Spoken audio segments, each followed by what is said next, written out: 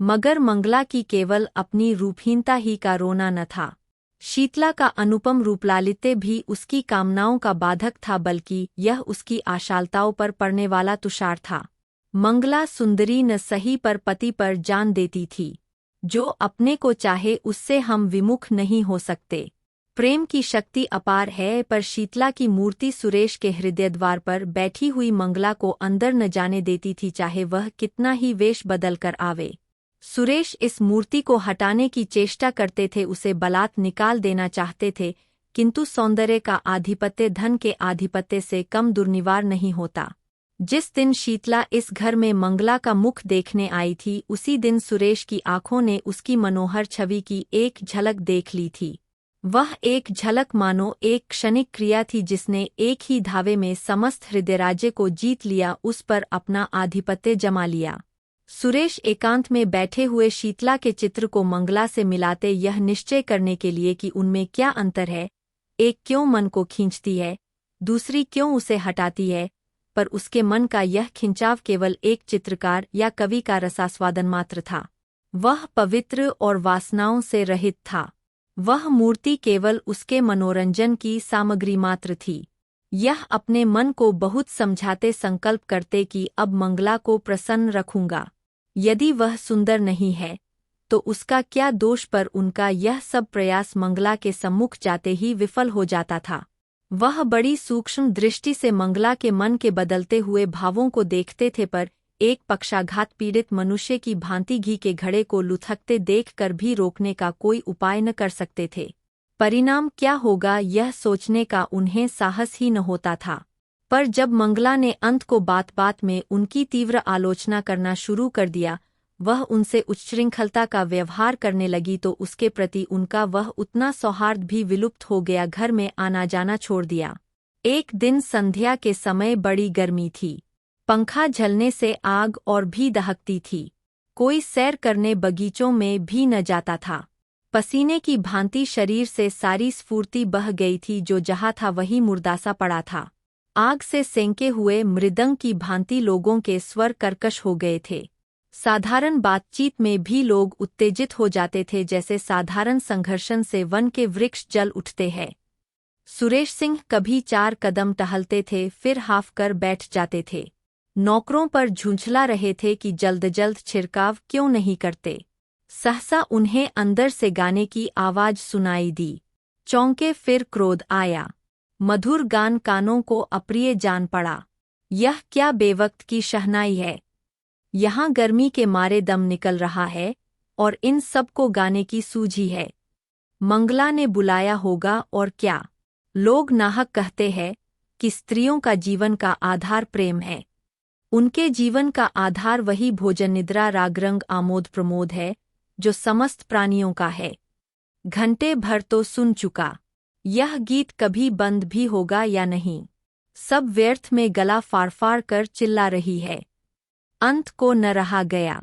जनानखाने में आकर बोले, तुम लोगों ने क्या कावकाव मचा रची है। यह गाने बजाने का कौन सा समय है। बाहर बैठना मुश्किल हो गया। सन्नाटा छा गया। जैसे शोरगुल मचाने वाले बालकों में मास्टर पहुंच जाए। सभी ने सिर झुका लिए और सिमट गईं। मंगला तुरंत उठकर सामने वाले कमरे में चली गई। पति को बुलाया और आहिस्ते से बोली, क्यों इतना बिगड़ रहे हो। मैं इस वक्त गाना नहीं सुनना चाहता। तुम्हें सुनाता ही कौन है। क्या मेरे कानों पर भी तुम्हारा अधिकार है। फजूल की बमचक। तुमसे मतलब। मैं अपने घर में यह कोलाहल न मचने दूंगा। तो मेरा घर कहीं और है। सुरेश सिंह इसका उत्तर न देकर बोले, इन सबसे कह दो फिर किसी वक्त आएं। मंगला, इसलिए कि तुम्हें इनका आना अच्छा नहीं लगता। हाँ, इसीलिए।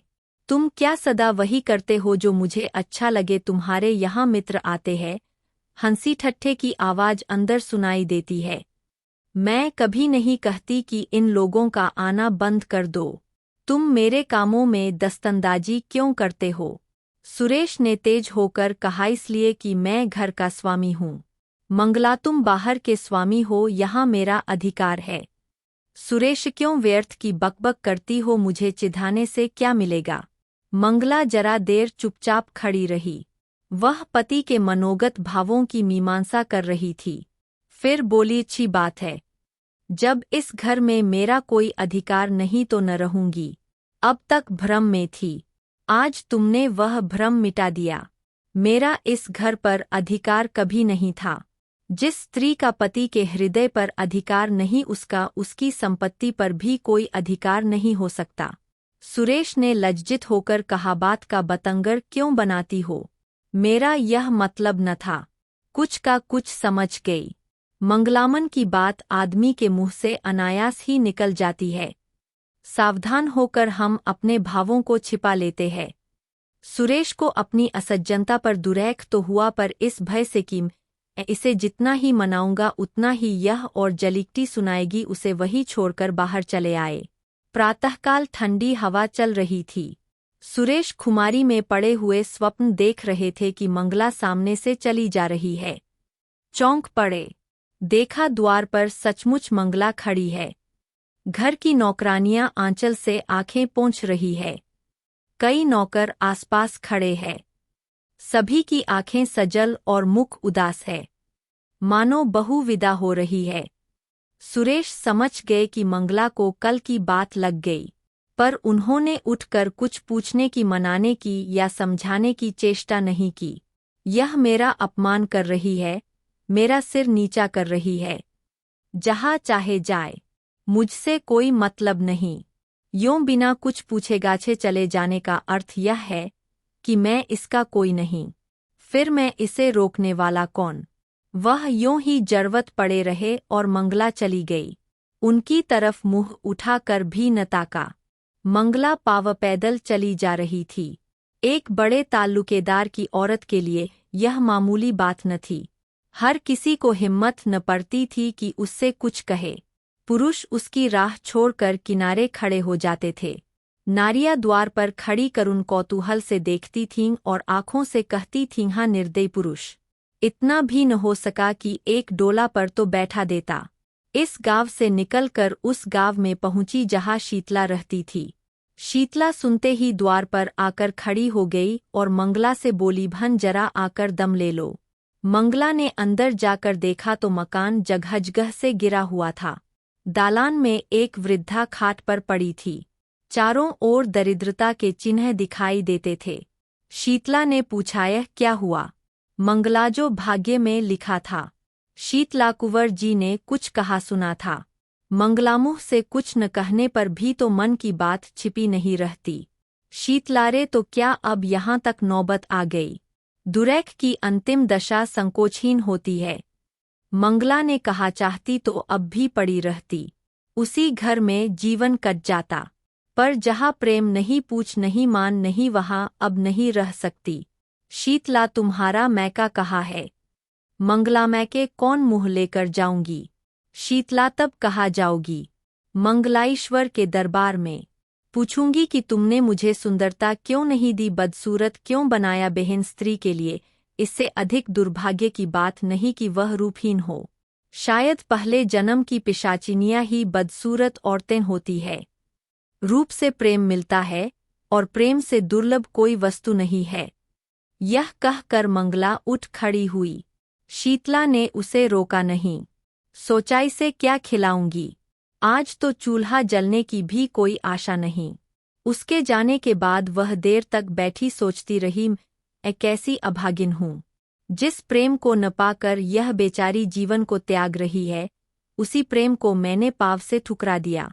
इसे जेवर की क्या कमी थी? क्या ये सारे जड़ाऊ जेवर इसे सुखी रख सके? इसने उन्हें पाव से ठुकरा दिया। उन्हीं आभूषणों के लिए मैंने अपना सर्वस्व खो दिया। हाँ, न जाने वह विमल सिंह कहाँ है, किस दशा में है।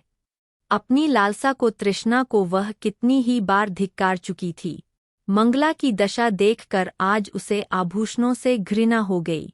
विमल को घर छोड़े 2 साल हो गए थे। शीतला को अब उनके बारे में भांति भांति की शंकाएं होने लगी थीं।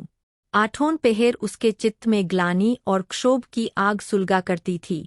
देहात के छोटे मोटे जमींदारों का काम डांटडपट छींचपट ही से चला करता है।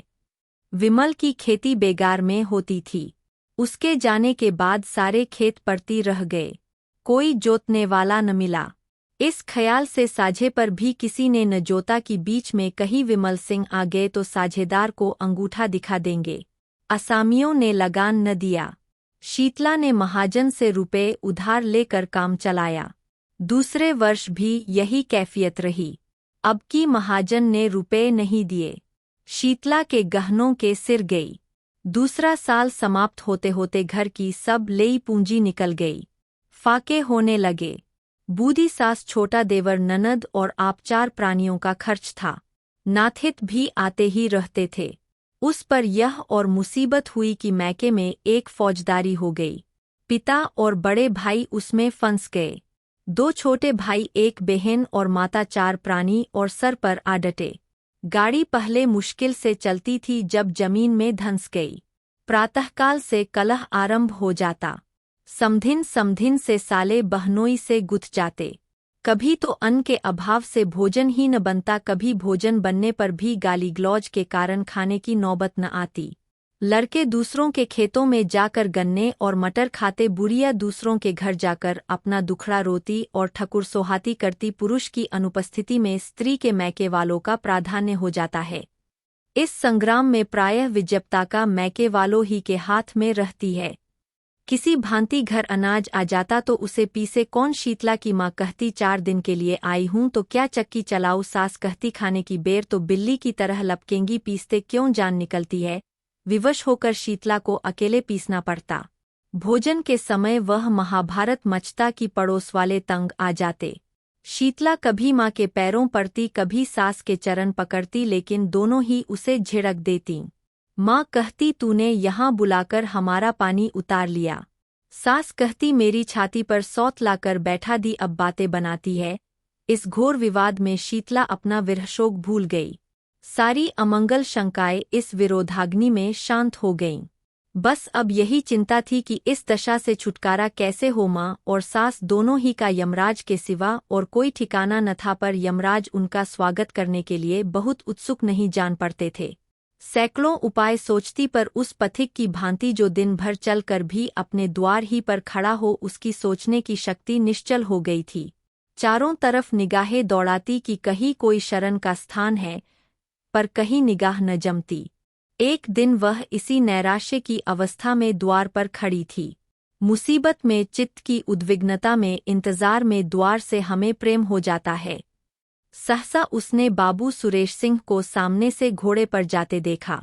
उनकी आंखें उसकी ओर फिरीं। आंखें मिल गईं। वह झिझक कर पीछे हट गई। किवाड़े बंद कर लिए। कुंवर साहब आगे बढ़ गए। शीतला को खेद हुआ कि उन्होंने मुझे देख लिया। मेरे सिर पर साड़ी फटी हुई थी, चारों तरफ उसमें पैबंद लगे हुए थे। वह अपने मन में न जाने क्या कहते होंगे। कुंवर साहब को गाँव वालों से विमल सिंह के परिवार के कष्टों की खबर मिली थी। वह गुप्त रूप से उनकी कुछ सहायता करना चाहते थे, पर शीतला को देखते ही संकोच ने उन्हें ऐसा दबाया कि द्वार पर एक क्षण भी न रुक सके। मंगला के गृहत्याग के 3 महीने पीछे आज वह पहली बार घर से निकले थे। मारे शर्म के बाहर बैठना छोड़ दिया था। इसमें संदेह नहीं कि कुंवर साहब मन में शीतला के रूपर्स का आस्वादन करते थे। मंगला के जाने के बाद उनके हृदय में एक विचित्र दुष्कामना जाग उठी। क्या किसी उपाय से यह सुंदरी मेरी नहीं हो सकती? विमल का मुद्दत से पता नहीं। बहुत संभव है कि वह अब संसार में न हो, किंतु वह इस दुष्कल्पना को विचार से दबाते रहते थे। शीतला की विपत्ति की कथा सुनकर भी वह उसकी सहायता करते हुए डरते थे। कौन जाने वासना यही वेश धरकर मेरे विचार और विवेक पर कुठाराघात करना चाहती हो। अंत को लालसा की कपटलीला उन्हें भुलावा दे ही गई। वह शीतला के घर उसका हालचाल पूछने गए। मन में तर्क किया, यह कितना घोर अन्याय है कि एक अबला ऐसे संकट में हो और मैं उसकी बात भी न पूछूं। पर वहां से लौटे तो बुद्धि और विवेक की रस्सियां टूट गई थीं और नौका मोहवासना के अपार सागर में डुबकियां खा रही थी। आह! यह मनोहर छवि, यह अनुपम सौंदर्य!